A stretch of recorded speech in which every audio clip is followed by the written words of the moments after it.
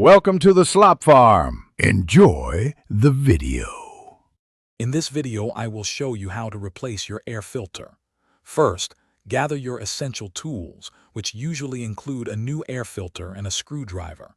Ensure your vehicle is safely parked on a level surface with the engine completely off. Now, locate the air filter housing.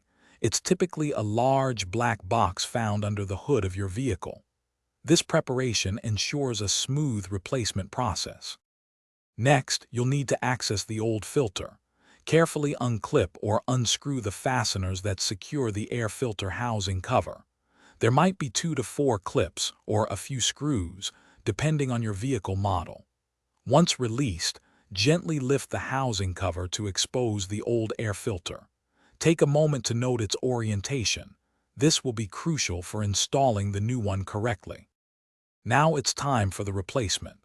Carefully remove the old, dirty air filter from its compartment.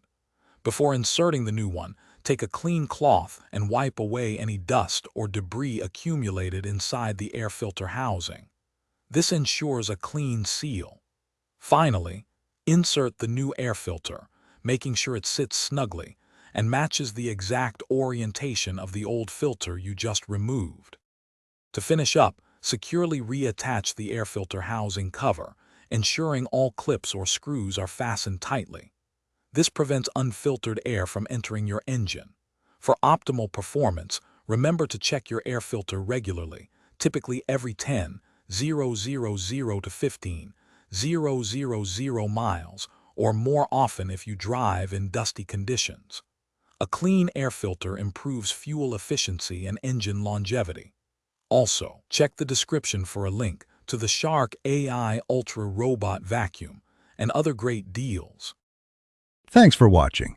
Consider subscribing if we helped you today.